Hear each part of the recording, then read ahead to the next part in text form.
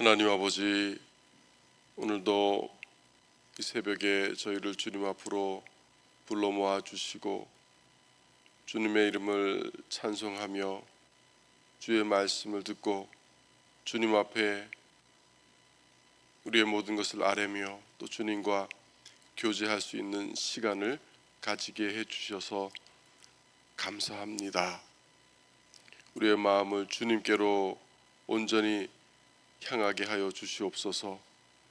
하나님의 말씀에서 우리의 모든 소망이 거기에 있고 또 주님의 약속하신 바 그 신실하신 뜻대로 이루실 것을 바라보는 이 시간이 될 수 있도록 인도하여 주시옵소서. 성령께서 말씀을 듣고 그 말씀을 붙들고 기도하는 저희들 가운데 임재하셔서 하나님의 뜻대로 구하는 이 새벽 기도의 시간이 될 수 있도록 도와주시옵소서. 예수님의 이름으로 기도드립니다. 아멘. 네, 오늘 새벽에는 디모데전서 1장 15절 말씀 살펴보시겠습니다. 디모데전서 1장 15절입니다.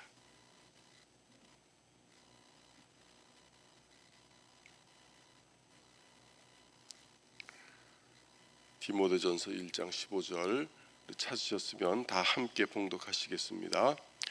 미쁘다 모든 사람이 받을 만한 이 말이여, 그리스도 예수께서 죄인을 구원하시려고 세상에 임하셨다 하였도다. 죄인 중에 내가 괴순이라. 아멘. 오늘 새벽에는 예수 그리스도께서 이 땅에 왜 오셨는가, 그 이유를 살펴보겠습니다. 오늘 본문에서 바울 사도는 이제 디모데에게 보내는 두 번째 편지이자 자기 생애의 마지막 편지에서 예수 그리스도께서 이 땅에 왜 오셨는가 하는 이유를 밝혀줍니다. 예수 그리스도께서는 우리와 같은 죄인들을 구원하시려고 이 땅에 오셨다. 그게 가장 중요한 이유입니다. 따라서 우리는 예수님께서 이 땅에 오신 초림의 이유죠. 초림의 이유를 다음과 같이 말할 수 있습니다. 그리스도께서는 구약 성경에 약속된 대로 하나님의 뜻과 경륜에 따라서 십자가 죽음을 통해 죄인들을 구원하러 오셨습니다. 또 그리스도의 죽음의 방법은 죄인이 하나님과 올바른 관계를 확립하고 영생의 선물을 얻도록 온 세상에 공개되는 방식이어야 했습니다. 그런데 우리가 성경을 보면 예수님께서 자신이 세상에 오신 목적이 아닌 것들에 대해서도 밝히는 말씀을 봅니다. 먼저 그것에 대해서 간단히 보겠습니다. 우선 예수님께서는 의로운 사람을 구하려고 세상에 오지 않으셨다는 것이죠. 마태복음 9장 13절에서 내가 의인을 부르러 온 것이 아니요 죄인을 부르러 왔노라, 그렇게 말씀하십니다. 따라서 초림하신 그리스도께서는 세상 사람을 정죄하거나 심판하러 오신 것이 아니다. 이것은 재림의 이유지 초림의 이유는 아니다 하는 것을 알 수 있고요. 또 우리가 산상수훈을 보면 예수님께서 율법과 선지자들을 폐하러 온 것이 아니다 하는 것을 알 수 있습니다. 오히려 그것을 완성하러 오셨다는 사실을 우리는 볼 수가 있습니다. 그리고 그리스도께서는 이 땅에 섬김을 받으러 오신 것이 아닙니다. 섬김을 받으러 오신 것이 아니고 섬기려 하고 자기 목숨을 많은 사람의 대속물로 주려고 이 땅에 오셨다 하는 것을 알 수가 있습니다. 그러면 이제 오늘 우리가 살펴봐야 할 예수님께서 이 땅에 오신 이유에 대해서 살펴보겠습니다. 첫째, 그리스도께서 이 세상에 오신 것은 성부 하나님의 뜻이었습니다. 예수님은 요한복음 6장 38절에서 이렇게 말씀하셨습니다. 내가 하늘에서 내려온 것은 내 뜻을 행하려 함이 아니요 나를 보내신 이의 뜻을 행하려 함이니라. 그러니까 벌써 창세 전에, 영원 전에 우리 인간을 향하신 성부 하나님과 성자의 어떤 협약이 있었다는 사실을 우리는 알 수가 있습니다. 그런데 예수님 홀로, 예수님이 주도해서 오신 것이 아니고 성부 하나님께서, 아버지께서 보내서 오셨다는 것이죠. 예수님은 특히 요한복음에서 자기가 아버지께로부터 보냄을 받아서 이 땅에 왔다 하는 것을 여러 차례 밝힙니다. 그리스도께서는 세상에 보내심을 받은 것입니다. 즉 아버지로부터 오신 것이고 자신의 뜻을 행하러 오신 게 아니었습니다. 따라서 주님의 지상 사역의 목적은 자신을 보내신 아버지를 높이고 아버지의 뜻을 우리에게 알리고 아버지를 기쁘게 하시는 것이었다 하는 것을 우리가 알 수 있습니다. 두 번째, 예수 그리스도께서는 구약 성경의 말씀을 성취하러 이 땅에 오셨습니다. 그리스도는 구약 성경에 약속된 대로 메시아요 구세주로 오셨습니다. 그리스도는 하나님이 오시는 분에 대해서 하신 모든 약속, 그러니까 구약 성경의 그 가리키는 방향과 목적이죠. 그것을 성취하러 오셨습니다. 그래서 구약 성경이 예언했던 것처럼 가난한 이들에게 복음을 설교하셨고 포로된 이들에게는 자유를 주셨고 눈먼 이들에게는 회복의 은혜를 선포하셨으며 압제받는 이들을 해방시키셨고 모든 이들에게 주님의 은혜의 해를 선포하셨습니다. 누가는 이 사실을 그의 복음서 4장 16절에서 19절에서 밝히면서 이사야 선지자가 61장에서 한 말씀을 거의 그대로 인용하고 있습니다.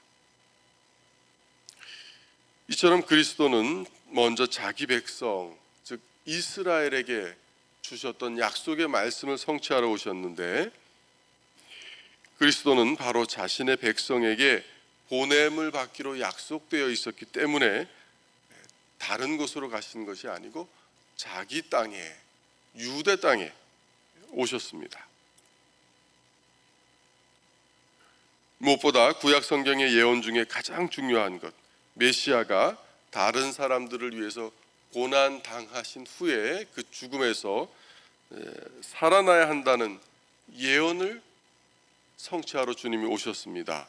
이사야 선지자는 53장에서 그리스도의 고난을 예언했고 마가는 그의 복음서 14장 49절에서 그리스도께서 성경을 이루려 함이라 그렇게 말씀하시면서 자신을 잡으러 온 무리들에게 내어 주시는 장면을 우리에게 보여줍니다. 이것은 모두 그리스도께서 구약 성경을 이루려고 우리에게 오셨다는 사실을 잘 보여줍니다. 세 번째로 그리스도께서는 우리에게 아버지를 계시하러 오셨습니다. 그러면 구체적으로 아버지의 무엇을 우리에게 알려주러 오신 것입니까? 바로 아버지의 은혜와 진리를 우리에게 알리러 오신 것입니다. 아무도 아버지를 보지 못했지만 하나님 품에 독생하셨던 그 말씀이신 그리스도께서 우리에게 하나님은 은혜와 진리가 충만하신 분이다 하는 사실을 알리러 오신 것이죠. 요한복음 1장 17절부터 18절은 이렇게 말씀하죠. 율법은 모세로 말미암아 주어진 것이요 은혜와 진리는 예수 그리스도로 말미암아 온 것이라. 본래 하나님을 본 사람이 없으되 아버지 품속에 있는 독생하신 하나님이 나타내셨느니라. 그렇게 말씀합니다. 그리스도는 바로 이 진리를 우리에게 계시하러 오셨다는 사실을 우리는 알 수 있습니다. 동시에 그리스도께서는 하나님 아버지께서 우리에게 요구하시는 것이 무엇인지를 우리에게 알리러 오신 것입니다. 그래서 그리스도께서 율법을 완성하시고 율법을 다시 올바로 해석해 주시고 여러 가지 방법으로 율법을 표현하신 것은 모두 율법의 요구, 율법의 요구는 하나님 아버지의 요구죠. 그 요구가 무엇인지 우리에게 계시해 주려는 목적이었습니다. 그래서 예수님께서 우리에게 하신 모든 말씀은 아버지의 말씀이나 다름 없는 것임을 우리는 알 수 있습니다. 특별히 아버지께서 그리스도에게 명하신 말씀은 다른 말씀이라기보다 영생의 말씀이었습니다. 예수님께서 요한복음 12장 50절에서 나는 그의 명령이 영생인 줄 아노라. 그러므로 내가 이르는 것은 내 아버지께서 내게 말씀하신 그대로니라. 그렇게 하셨습니다. 성경이 예수 그리스도를 말씀으로 또는 빛으로 영생으로 지칭한 이유는 그리스도께서 바로 그 말씀과 빛이고 빛으로 또 영생으로 계시하신 분이 아버지이시기 때문입니다. 네 번째, 가장 우리에게 실제적이고 중요한 일이죠. 그리스도께서는 무엇보다 우리 같은 죄인들을 구원하러 오셨다는 것입니다. 이것이 성경의 가장 큰 강조점이라고 할 수가 있습니다. 오늘 우리가 읽은 말씀 디모데전서 1장 15절이 이 사실을 확실하게 밝혀주죠. 미쁘다 모든 사람들이 받을 만한 이 말이요 그리스도 예수께서 죄인을 구원하시려고 세상에 임하셨다 하였도다. 예수님은 사람들에게 의사가 필요한 이유는 아픈 사람들 때문이지 건강한 사람들 때문이 아니라는 이 대원칙 가운데서 활동하셨습니다. 그래서 우리 주님은 가는 곳마다 수많은 죄인들 또 귀신 들린 사람들 병자들을 불러서 구원하시고 회복시키고 고쳐주셨죠. 예수님은 공생의 기간 동안 이 죄인을 불러 구원하신다는 목적을 우리에게 보여주시려고 많은 죄인들과 실제로 시간을 보내셨습니다. 그래서 자기 의에 사로잡혔던 유대인들에게 세례 요한은 와서 포도주도 먹지 않고 금식하는데 너희 선생은 와서 저렇게 포도주를 즐기고 죄인들과 어울려서 먹느냐? 그런 혐오감을 공공연하게 제자들에게 드러냈습니다. 그리고 일반인들도 주님이 죄인들과 먹고 마신다면서 많이 수군댔습니다. 그러나 주님은 그런 것을 개의치 않고 죄인을 불러 구원하신다는 자신의 목적을 이루려고 계속 사역을 행하셨습니다. 자, 이런 모습에 비추어 볼 때 오늘날 그리스도의 교회가 주님의 이런 모습을 닮았는가 우리는 다시 한번 돌아볼 필요가 있습니다. 과연 죄인들과 세상 사람들이 손가락질하고 혐오감을 드러내는 그런 죄인들과 우리가 기꺼이 함께 하고 있는가? 주님이 하셨던 것처럼 우리가 그런 모습을 닮고 있는가 하는 것을 생각해 볼 필요가 있습니다. 아니면 자기 의에 사로잡혀서 죄인들을 멀리했던 바리새인들을 교회가 닮아가고 있는 것은 아닌가? 솔직히 오늘날 교회의 모습을 보면 우리가 주님의 모습을 담기보다 때로 바리새인적인 모습을 더 많이 드러내는 것은 아닌가 생각해 봅니다. 만약에 우리가 예배 드리는 중에 이 가운데 술 취한 사람이 와서 앉으면 우리의 첫 반응은 뭡니까? 저 사람을 빨리 밖으로 내보내야 될 거 아닌가? 그런 반응을 보일 수 있습니다. 물론 그가 소동을 벌이면 제지를 시켜야죠. 그러나 그런 사람들이 하나님의 말씀을 듣고 싶어서 나와 앉을 수도 있습니다. 실제로. 그럴 때 우리가 주님을 본받는다면 어떻게 대해야 하겠습니까? 오늘날 많은 교회의 모습을 보면 특정한 한 죄를 가지고 세상을 계속 정죄하는 모습을 봅니다. 특별히 보수적인 교회들이 열을 올리는 이슈가 뭡니까? 동성애자들을 향해서 정죄하는 데만 열을 올리는 모습을 볼 수 있습니다. 물론 교회가 하나님이 금하신 죄를 반대하는 것은 당연합니다. 그러나 그런 이들의 목소리 가운데 죄인들에 대한 사랑과 긍휼을 우리가 느낄 수 없다는 데 문제가 있다는 것이죠. 그러나 우리 주님을 보십시오. 사람들에게 가장 손가락질 받던 창녀와 세리들과도 주님은 거리낌 없이 어울리셨습니다. 세상 사람들이 그런 주님을 비방하고 수군거릴 때도 주님은 아무 상관하지 않으셨습니다. 오늘날 죄인들에 대한 사랑 없이 정죄하는 데만 목소리를 높이는 교회와 주님의 이런 모습은 얼마나 상반된 것인가 우리는 생각해 볼 필요가 있는 것이죠. 이렇게 주님은 길 잃은 죄인들을 찾아서 구원하시려고 이 땅에 오셨습니다. 그 결과 예수님은 온 세상의 구주로 불렸습니다. 아무도 말 거는 사람이 없어서 외롭게 홀로 남들이 다니지 않는 낮 시간에 우물가에 물을 들어왔던 사마리아 여인과 주님이 대화를 나누셨고, 또 그 여인을 통해서 와서 주님을 보라 그렇게 외쳤던 사람들이 와서 주님과 대화를 나눈 뒤에 한 목소리로 그들은 그가 참으로 세상의 구주신 줄 우리가 아노라 그렇게 외쳤습니다. 이처럼 그리스도께서는 우리 같은 죄인들이 그를 믿고 구원받게 하시려고 이 땅에 오신 것입니다.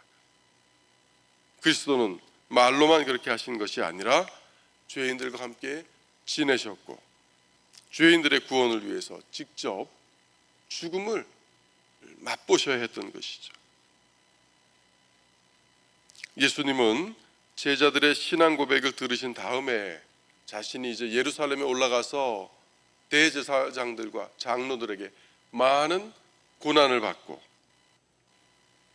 죽고 사흘 만에 되살아나야 한다는 사실을 밝혔습니다. 마태와 누가는 복음서의 이 말씀을 중심에 두고 그렇게 나머지 이야기를 앞뒤로 펼쳐가는 모습을 봅니다. 전반에는 주님이 그 죽음을 성취하러 오신 이유를 보여주고, 후반에는 주님이 그 죽음을 성취하러 가시는 모습을 우리에게 보여주는 것이죠. 예수님이 부활하신 후에 베드로 사도가 오순절에 복음을 선포합니다. 그러면서 그리스도께서 십자가에 돌아가실 작정으로 이 세상에 오셨다는 것을 사도행전 2장 23절에서 선포합니다. 그리고 바로 이 작정을 이루시기 위해서 그리스도께서 자기 목숨을 많은 사람의 대속물로 주셨다고 마가는 10장 45절에서 밝히고 있습니다. 또 그리스도께서 십자가 위에 높이 들리신 일은 뱀이 광야에서 모세에 의해 높이 들린 사건의 성취였습니다. 그리고 이 사건은 구원을 위해서 예수님을 바라보는 죄인들에게 구원을 주는 동시에 인류에게 죄와 저주와 죽음과 하나님의 진노와 율법의 진노를 불러온 그 뱀의 머리 또한 동시에 십자가 위에서 깨뜨렸다는 것을 우리에게 보여주신 것이었습니다. 창세기에서 인류를 타락시키기 위해서 활동했던 뱀이 이제 광야에서는 장대 위에 달렸고, 이제 십자가 위에서 예수님의 머리에 의해 그 뱀의 머리가 깨진 것을 우리에게 보여주는 것입니다. 여기에 더해서 예수님은 자신의 살과 피를 우리에게 내어주셨고 우리가 그것을 먹고 마심으로 살아날 수 있도록 해주셨습니다. 자신이 우리의 화목 제물이 되어주신 것이죠. 이제 그리스도의 이런 죽음을 통해서 저와 여러분은 모두 하나님과 올바른 관계를 맺고 영생을 갖게 되었습니다. 그리스도는 부활이요 생명이 우리 안에 되어주십니다. 주님 안에 있으면 우리가 죽어도 살 것이고 살아서 주님을 믿으면 영원히 죽음을 보지 않게 된 것입니다. 예수님은 우리가 하나님께 이르는 유일한 길이요 진리요 생명이십니다. 이게 얼마나 감사한 일입니까? 오늘 하루도 저와 여러분에게 주어진 하루를 우리가 새 생명을 주신 예수님을 바라보며 주님 안에서 주님을 위하여 살아가야 하지 않겠습니까? 영생을 주신 주님 안에서 복된 하루를 보내시며 또 오늘 새벽에 기도하실 때 여러분 자신의 필요를 위해서 교회의 필요를 위해서 또 나라를 위해서 기도하시다가 돌아가시는 여러분 되시기를 바랍니다. 기도하시겠습니다. 이 땅에 하나님 아버지의 보냄을 받으셔서 그 뜻을 성취하시고 모든 구약의 예언을 신실하게 이루시고 무엇보다 우리 같은 죄인을 불러 구원하려고 오신 주님, 그 주님 앞에 다시 한번 머리 숙여 감사와 찬양을 올립니다. 오늘 새벽에도 이제 저희가 기도할 때 성령께서 기도하는 가운데 이 주님과 저희가 교제 나누게 하여 주시고 주님의 뜻을 따라 기도하며 주님 앞에 우리 자신을 드리는 시간 되게 하시고 또 우리에게 필요한 것을 주님께 남김없이 아뢰어 주님이 들으신다는 것을 경험하는 오늘 하루가 될 수 있도록 인도하여 주시옵소서. 사랑하는 주님의 성도들에게 이 기도 시간에 가까이 하여 주시고 우리 마음에 그리스도를 주로 삼고 소망 되심을 다시 한번 고백하며 힘있게 기도하는 저희들이 될 수 있도록 주님 인도하여 주시옵소서. 예수님의 이름으로 기도드립니다. 아멘.